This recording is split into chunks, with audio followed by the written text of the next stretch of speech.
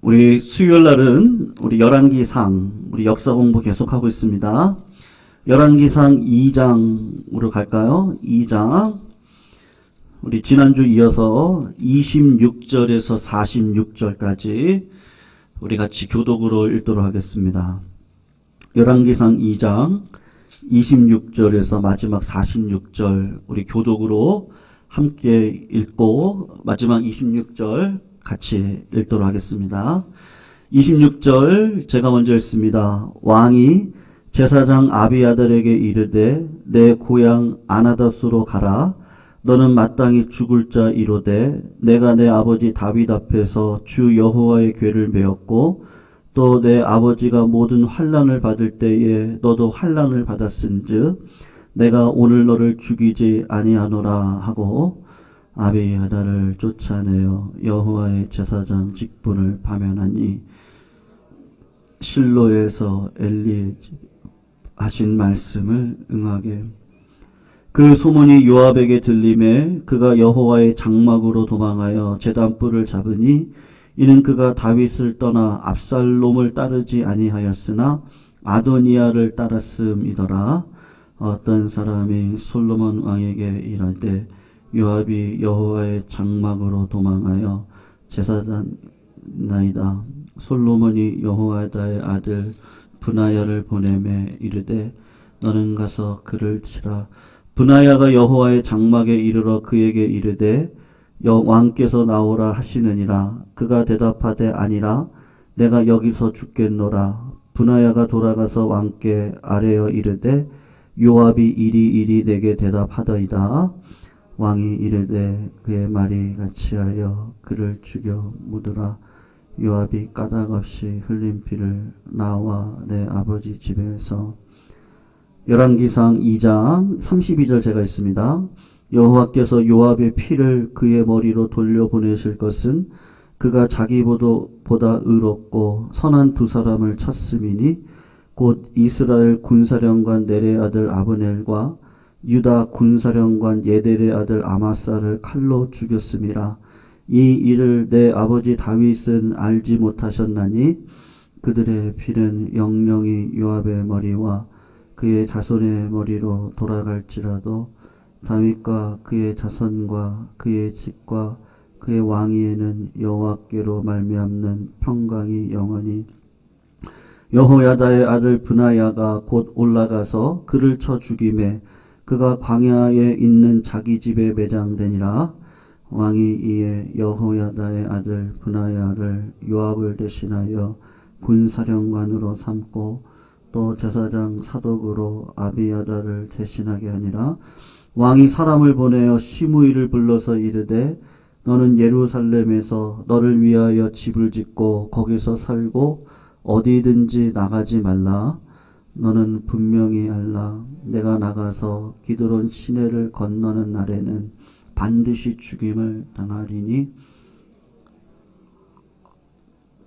시므이가 왕께 대답하되 이 말씀이 좋사오니 내 주 왕의 말씀대로 종이 그리하겠나이다 하고 이에 날이 오래도록 예루살렘에 머무니라. 3년 후에 시므이의 두 종이 가드왕 마아가의 아들 아기스에게로 도망하여 간지라. 어떤 사람이 시므이에게 말하여 이르되 당신의 종이 가드에 있나이다. 시므이가 그 종을 찾으려고 일어나 그의 나귀의 안장을 지우고 가드로 가서 아기스에게로 나아가 그의 종을 가드에서 데려왔더니 시므이가 예루살렘에서부터 가드에 갔다가 돌아온 일을 어떤 사람이 솔로몬에게 말한지라. 왕이 사람을 보내어 시므이를 불러서 이르되 내가 너에게 여호와를 두고 맹세하게 하고 경고하여 이르기를 너는 분명히 알라. 내가 밖으로 나가서 어디든지 가는 날에는 죽임을 당하리라 하지 아니하였느냐. 너도 내게 말하기를 내가 들은 말씀이 좋으니이다 하였거늘 내가 어찌하여 여호와를 두고 한 맹세와 내가 내게 이른 명령을 지키지 아니하였느냐. 왕이 또 시므이에게 이르되 내가 내 마음으로 아는 모든 악 곧 내 아버지에게 행한 바를 내가 스스로 아나니 여호와께서 내 악을 내 머리로 돌려보내시리라. 그러나 솔로몬 왕은 복을 받고 다윗의 왕위는 영원히 여호와 앞에서 견고히 서리라 하고 같이 읽습니다. 여호야다의 아들 브나야에게 명령하매 그가 나가서 시므이를 치니 그가 죽은지라. 이에 나라가 솔로몬의 손에 견고하여 지니라. 아멘. 여러분, 지난 시간에 이어서 오늘 본문까지를 보시면 솔로몬 왕국의 위협이 되는 인물 4명이 마지막으로 심판을 받고 있는 장면이 담겨져 있습니다. 우리가 지난 수요일날 살펴본 것처럼 아도니아가 스스로 왕이 되겠다고 했다가 결국은 솔로몬이 왕이 되어지는 것을 보면서 다윗의 첩이었던 아비삭을 아내로 요구하는 그 장면에서 솔로몬이 아도니아의 마음 가운데 있는 그 악한 마음을 지혜로 알고 그리고 형 아도니아를 처형을 시키는 것을 우리가 지난 시간에 살펴보았습니다. 오늘 본문을 보시면 제사장 아비아달 그리고 다윗의 수족과 같은 장군이었던 요압 그리고 다윗이 압살롬 아들에게 쫓겨 도망갈 때 베냐민 지파로 다윗에게 저주를 퍼부었던 시므이가 오늘 최종적으로 하나님 앞에 심판을 받는 장면을 본문에서 보여주고 있습니다. 여러분, 이 네 사람은 어떤 이유에 의해서 하나님 앞에 심판을 받았느냐 하면 하나님께서 정해주신 경계선을 그러니까 함부로 넘었던 사람들이기 때문에 심판을 당하게 됩니다. 여러분, 하나님께서 우리를 창조하실 때 아담과 하와를 창조하시고 모든 것을 다 자유를 주셨지만 한 가지의 경계선은 정해놓으셨는데 그것이 뭐냐 하면 선악을 알게 하는 나무는 절대로 먹지 말라. 그렇게 이야기를 하셨습니다. 그러니까 하나님이 피조물인 인간을 만드시고 자유롭게 살아갈 수 있는 복을 어떤 경계선을 만들어서 우리에게 허락하여 주시고 그 경계선을 넘어가면 어떻게 된다 그랬습니까? 선악과를 먹으면 반드시 죽을 것이다 라고 하나님은 분명히 말씀을 하신 거예요. 여러분, 우리가 살아가다 보면 이 경계선이 필요하다는 걸 우리가 잘 알죠. 지구 안에서는 마음껏 산소를 마시고 자유를 누릴 수 있습니다. 근데 우리가 우주로 넘어가면 어떻게 되죠? 산소가 없기 때문에 우리가 죽을 수밖에 없는 것이죠. 여름에 해수욕장을 가면 바닷가에 빨간 깃발이 이렇게 탁탁탁 꽂아 있든지 아니면 불에 같은 빨간 걸로 이렇게 경계선을 만들어 놓는데 그 경계선을 넘어가면 너 죽을 수 있다. 그것을 분명히 이야기를 하는 것이죠. 그 안에서 노르는 건 상관이 없다는 것입니다. 물고기가 물속에 있어야죠. 밖으로 나오면 안 됩니다.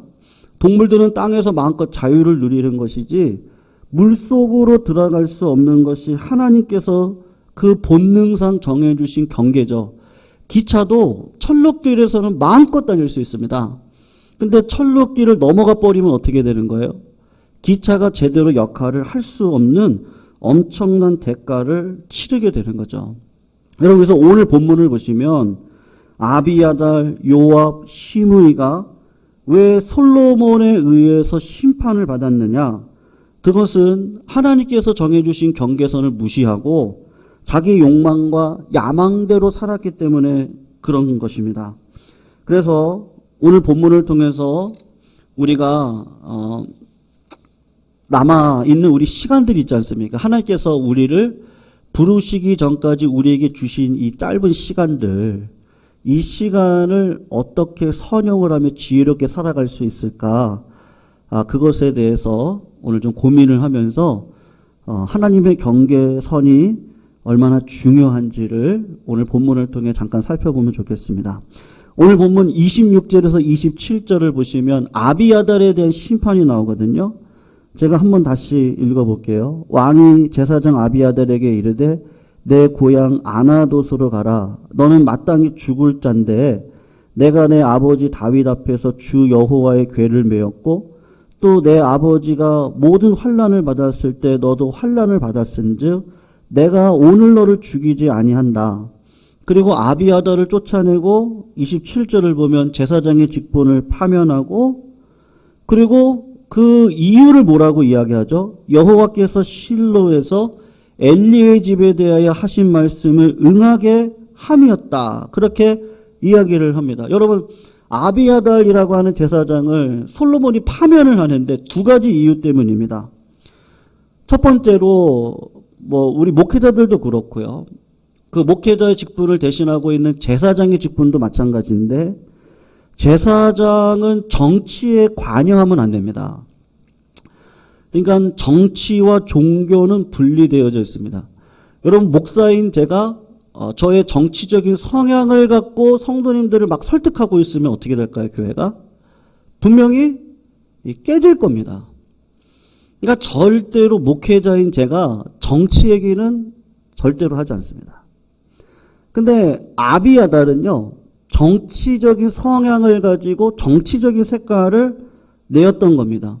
제사장은 평화의 직분으로 온 성도들을 영적으로 하나가 되는 일에, 그리고 말씀을 가르치는 일에 최선을 다하면 됩니다. 그런데 사사로운 감정과 생각에 따라서 정치적인 일에 개입을 하는 거죠.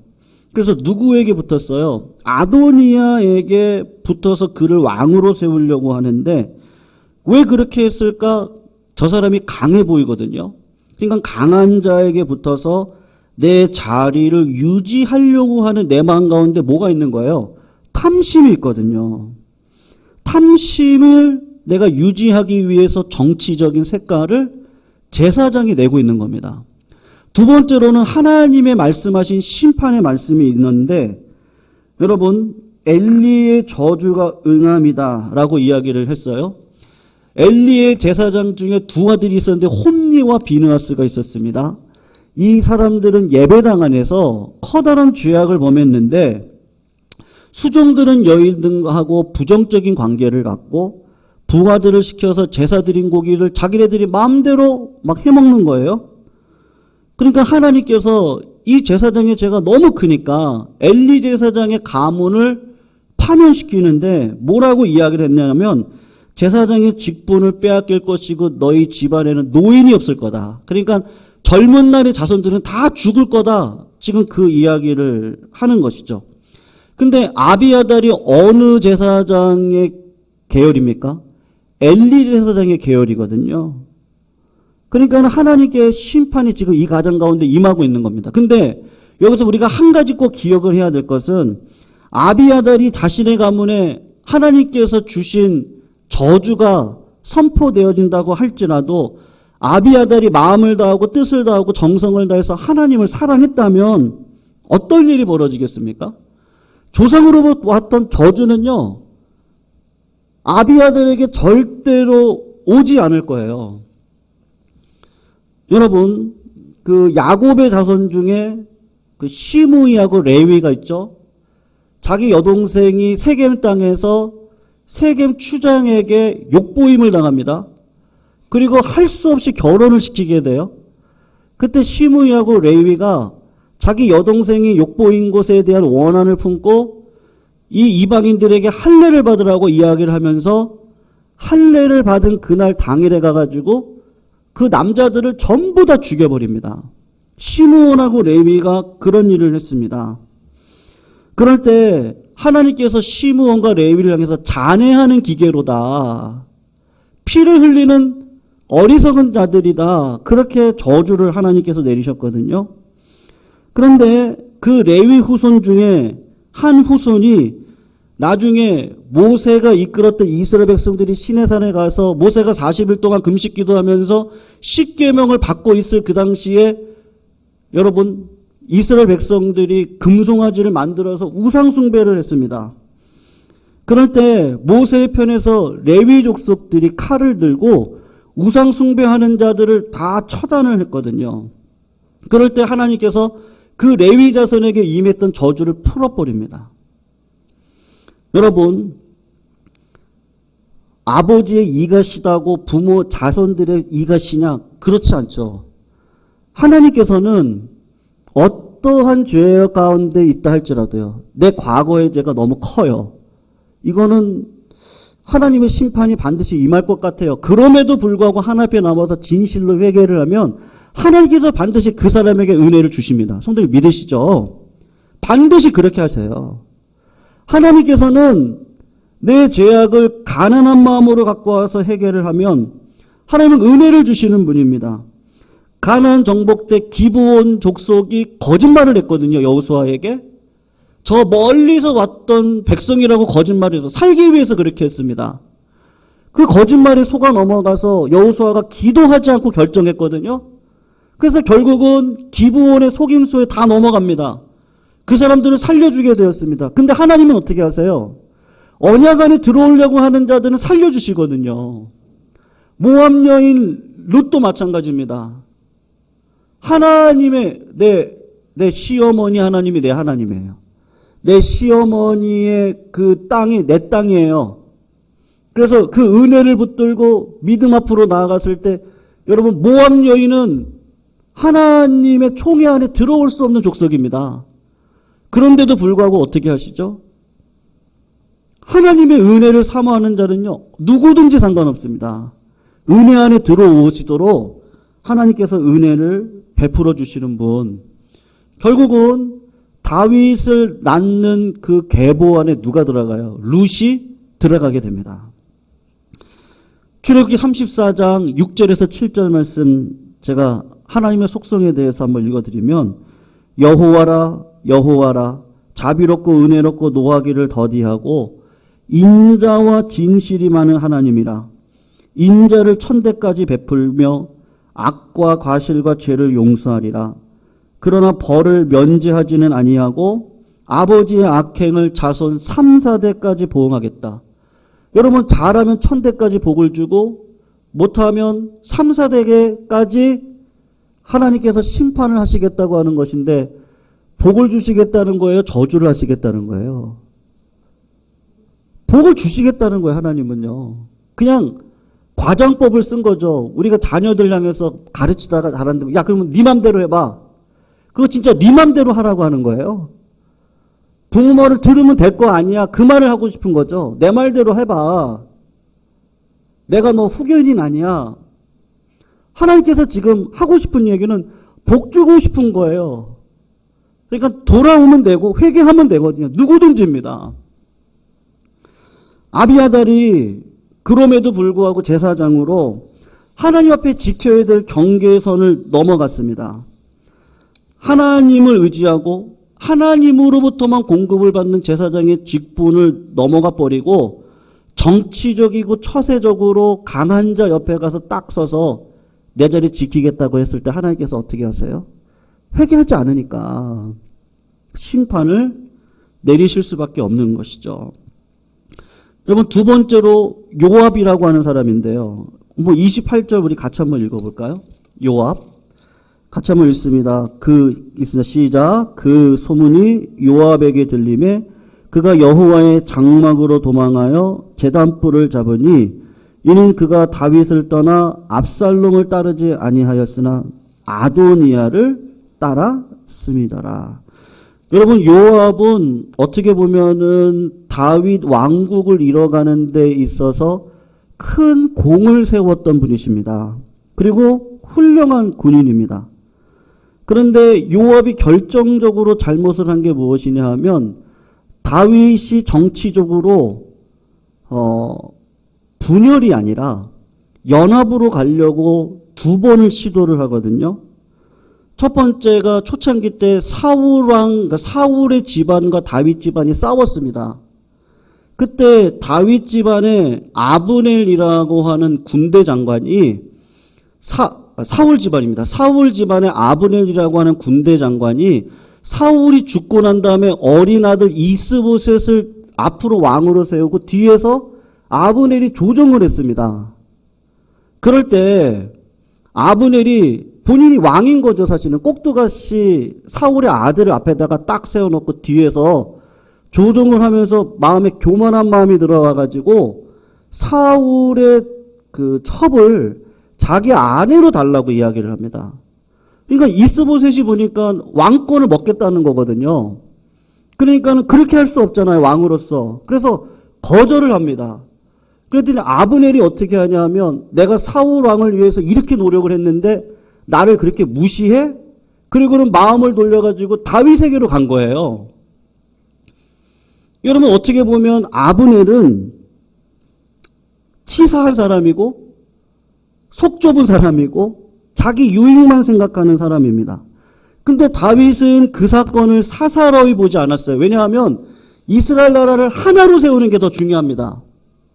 어떤 한 사람의 성품보다도 한 나라를 연합으로 세우기 위해서 내가 희생을 할 필요가 있는 거죠.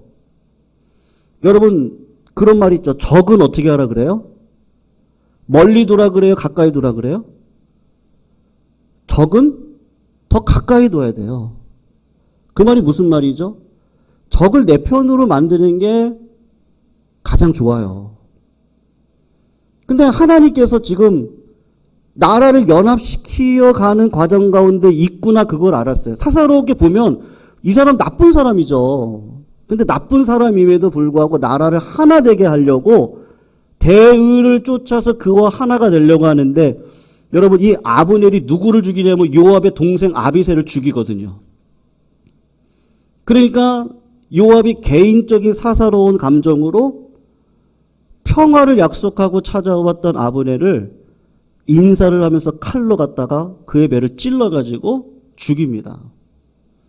그러니까 왕의 뜻을 쫓지 않고 누구 뜻을 쫓은 거예요? 내 유익을 쫓았던 사람인 거예요. 두 번째로는 압살롬의 반역을 도왔던 아마사. 이 사람도 군대 장관이거든요. 이 사람이 화해하려고 돌아왔습니다. 그때 요압도 군대 장관이고 아마사도 뛰어난 군대 장관이니까 돌아오면 어떻게 되는 거예요? 요압의 자리가 없어지는 거예요. 그러니까 내 자리 빼앗기지 않으려고 요압이 또 어떻게 해요? 왕이 분명히 하나가 되게 하려고 명분을 세우고 평화를 세우기 위해서 그 사람과 화평의 언약을 맺으려고 하는데 중간에 와가지고 이 요압이 분열을 시키는 장본인의 역할을 하면서 그 중요한 사람들을 다 죽이고 마는 거죠. 요압이 결정적일 때요. 결정적일 때 하나님의 기름을 받은 다윗의 명령을 불순종합니다. 참 신기해요. 같이 하나님의 나라를 위해서 열심히 싸웠던 사람인데 결과적으로 보면 요압은 어떤 사람이에요? 하나님의 나라와 의를 위해서 살아갔던 사람이 아니고 결국은 내 유익, 내 자리, 내 거. 그거를 쫓아갔던 사람인 거예요. 성도님들, 우리가 하나님의 나라와 뜻을 이루어갈 때 그 가지고 있는 역할들이 다 다릅니다. 경계선이 있습니다. 다윗은 그 지혜를 가지고 있었어요. 그래서 사울을 2번이나 죽일 기회가 있었죠. 근데 왜 안 죽였죠? 하나님께서 사울 왕을 기름 부어 세우셨어요. 하나님이 그 사람을 기름 부으셨으면 하나님께서 그 사람을 물러가게 하실 거예요. 근데 다윗이 중간에 요압처럼요. 기회가 생겼네. 그리고 죽여버리면 어떻게 되는 거죠? 하나님이 기름 부은 자를 누가 죽이는 거예요? 본인이 죽이는 거거든요. 하나님의 권위에 대항을 하는 거거든요. 그러니까 다윗은 절대로 그런 일을 하지 않았어요. 사도 바울도 마찬가지입니다. 예루살렘 교회와 사도들의 권위에 협조하면서 역사를 이뤄갔던 사람이 사도 바울입니다. 여러분 기독교의 입장에서 보면 사도 바울은 이방인이거든요. 근데 바나바로 인해서 사도 바울이 기독교 안으로 들어옵니다. 들어왔을 때 그냥 사역하지 않았어요.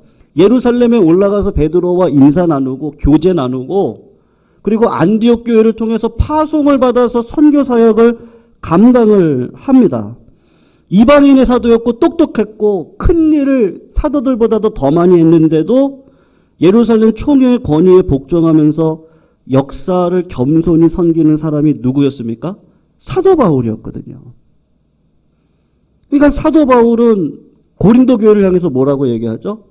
고린도 교회가 은사도 많고 부자 교회고 다 좋은데 그 교회가 분란이 자꾸 일어나는 거예요. 누구는 아블로파다. 누구는 베드로파다. 누구는 사도 바울파다. 그러니까 너희들이 너무 어리고 어리석다. 나는 심었고 아볼로는 물을 주었고 누가 키우겠다 그러죠? 하나님이 키우신 거거든요. 하나님이요.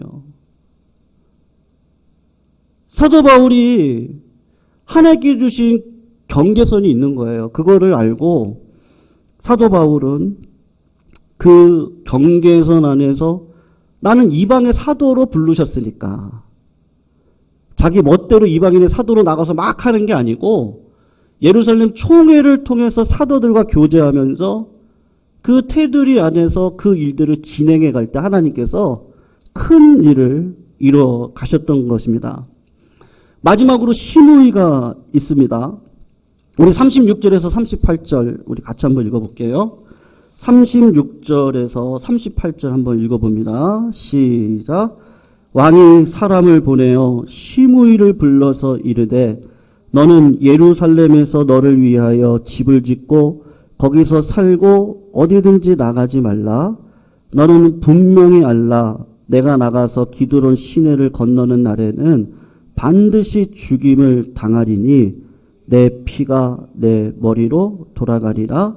시므이가 왕께 대답하되 그 말씀이 좋사오니 내 주 왕의 말씀대로 종이 그리하겠나이다 하고 이에 날이 오래도록 예루살렘에 머무니라. 아멘.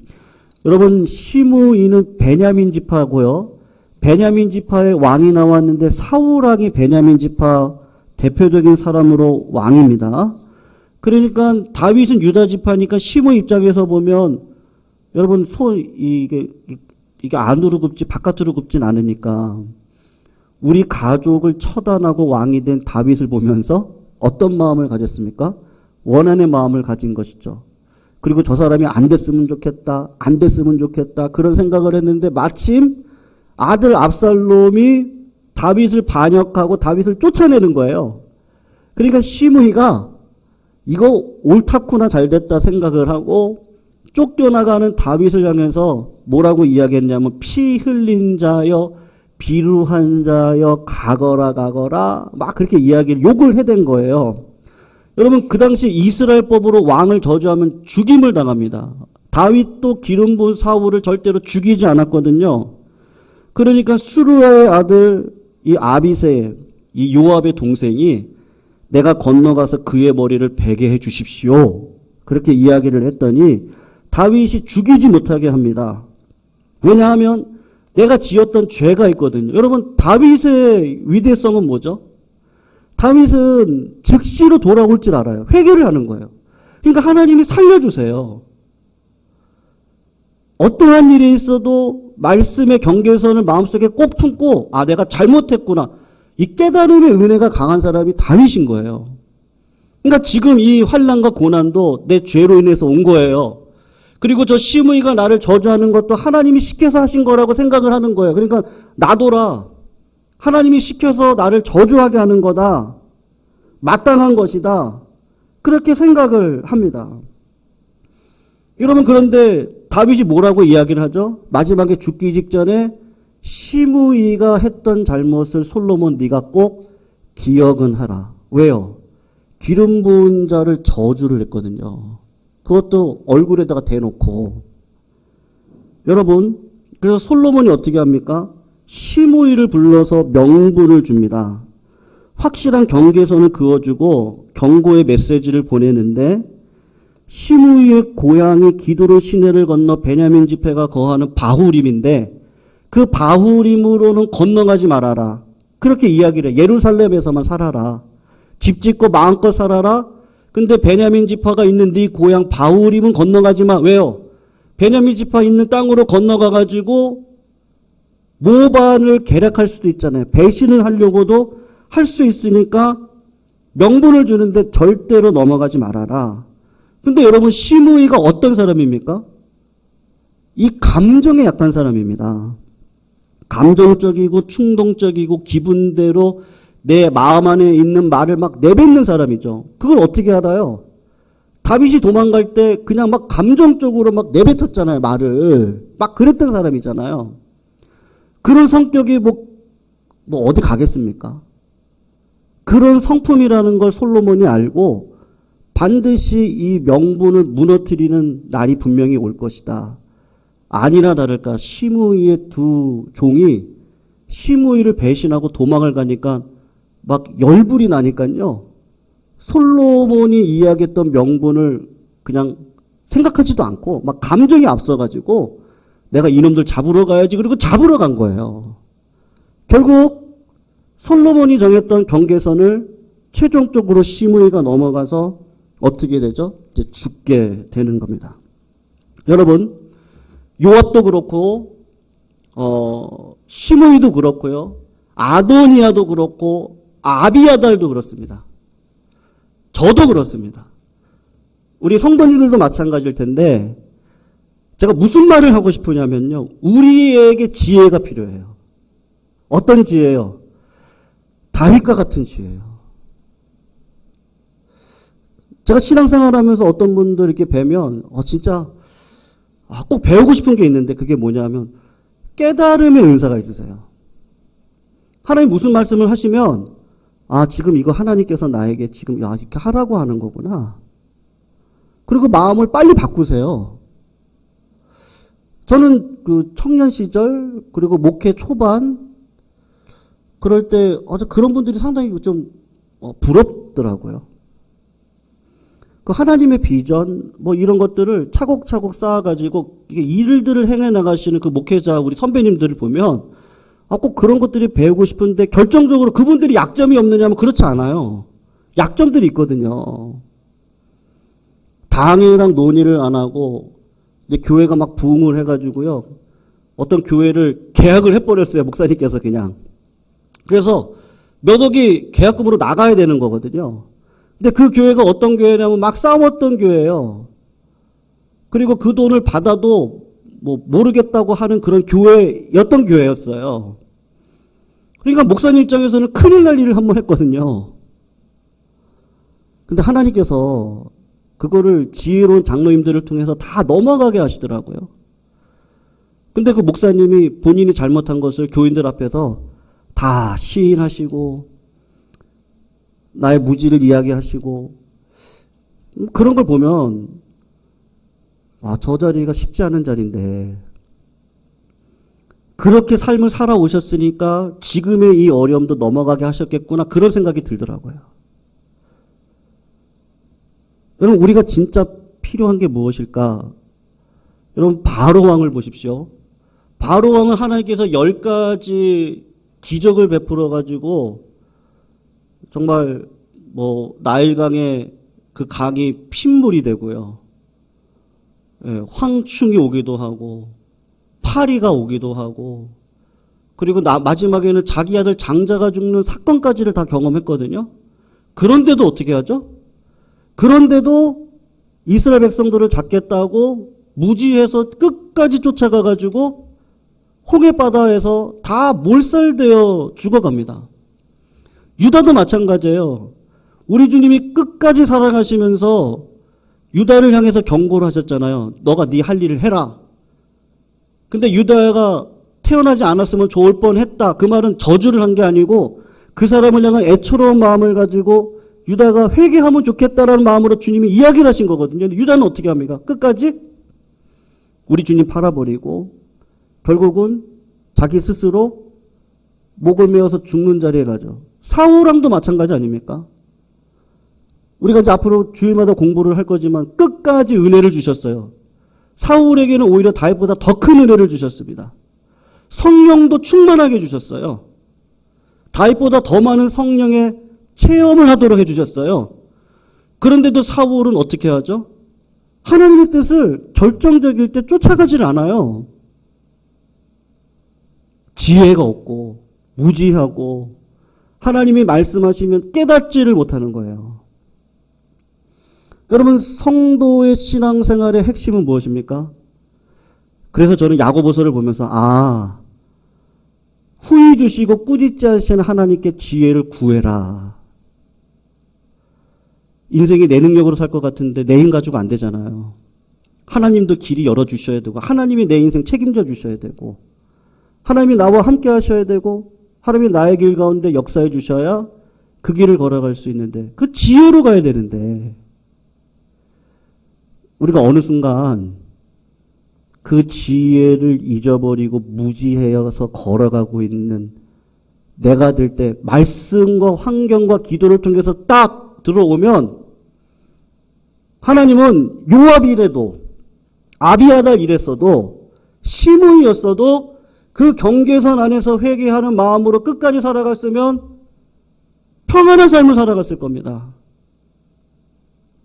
근데 어리석은 인생을 걸어갔던 자의 특징이 뭐예요? 하늘의 지혜를 구하질 않아요.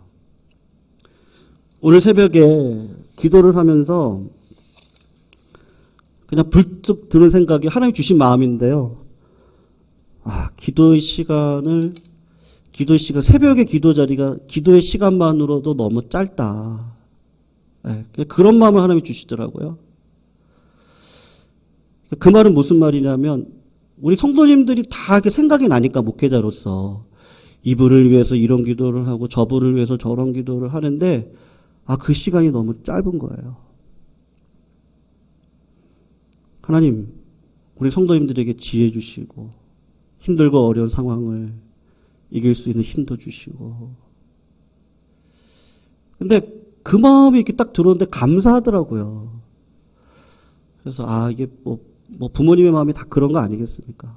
끝없이 생각하고 끝없이 염려하지만 하나님께 내어 맡길 수밖에 없는 상황인데 그걸 하나님이 해주셔야 되니까 그러니까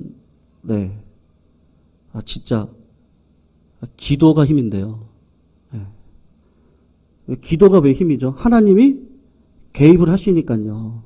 하나님이 그 일을 이루어 가시니까, 마음을 만져주시니까, 내가 할 수 없는 거 하나님이 해주시니까, 그게 막 마음속에 들어오니까, 새벽 시간만으로도 짧다. 더 많이 하나님 앞에 지혜를 구하고, 하나님 능력도 주시고, 은사도 주시고, 기쁨도 주시고, 정말 먹고 마시고 사는 일에 우리 성도님들, 정말 다 벗어버리게 해주시고, 그것들 다 해결해 주시는데 그 해결해 주시는 게 하나님의 길을 가게 해주셔서 그 모든 것들 다 해결받게 해주시고 그리고 그런 문제 가지고 이제 염려하지 않고 하나님의 나라와 의를 위해 살아가는 일에 하나님 제가 어떻게 쓰임받으면 좋겠습니까? 나이가 많든 적든 그건 진짜 상관없을 거라 생각해요. 성도님들 그런 지혜를 하나님께서 반드시 우리들에게 주실 줄로 믿습니다. 그렇지 않으면 어떻게 돼요? 그냥 우리가 뿌린 대로 거둘 수밖에 없는 거예요. 요압에게도 기회를 줬겠죠. 아도니아도 마찬가지일 거고 아비아들도 마찬가지일 거예요. 근데 사사로이 어떤 이런저런 생각을 하다가 말씀을 잊어버리는 순간 우리가 어리석은 길을 갈 수밖에 없지 않을까. 그걸 깨닫게 해주시는 은혜가 참 크다. 내 힘으로 안 되니 하나님 저 기도합니다. 성령의 은사 주시고 능력 주셔서 하나님의 일을 이뤄갈 수 있는 내 길을 황금길같이 열어주십시오. 구하라. 꾸짖지 아니하시고 후히 베풀어 주신 하나님이 왜 지혜를 주시지 않겠느냐. 무지하게 살아가지 말아라. 왜요? 그러면 심판밖에 없잖아요. 내가 지금까지 뿌려왔던 거 어떤 것이라도 저는 상관없다고 생각합니다. 하나님은 우리를 가장 복된 길로 인도하시려고 하시지 심판의 길로 인도하시려고 하시지 않습니다. 그래서 오늘도 소망을 갖고 하나님 바라보는 자에게 왜 기쁨을 안 주시고 왜 소망을 안 주시겠어요? 결국은 잘 되게 하시려고 우리를 불러주신 거잖아요. 그래서 성도님들 오늘도 하나님의 나를 향하여서 잘 되게 하시려고 하는 거 우리가 몰라서 그런 거죠. 그거 깨닫고 하나님 주신 거 확실하다 이것만 알고 걸어가면 고생이 고생이겠습니까? 앞으로 잘 될 건데요. 5년 뒤 10년 뒤가 잘 될 건데 그게 무슨 고생이에요? 비전 있는 사람은 그걸 고생으로 생각 안 하죠. 기쁨으로 생각하고 감당하죠. 이기려고 그러고 넘어가려고 그러고 뛰어넘고 싶은 마음이 들고 하나님의 능력을 경험하고 싶고 막 그런 마음이 들지 않겠습니까? 우리 성도님께서 다 그런 마음 가지시기를 축원합니다. 그러면 항상 기뻐할 수 있죠. 쉬지 말고 기도할 수밖에 없죠. 범사에 감사뿐이죠. 왜요? 이 일을 막 이뤄가신 하나님이 보이는데요. 그런 믿음의 길을 우리가 다 같이 걸어가시면 감사하겠습니다. 우리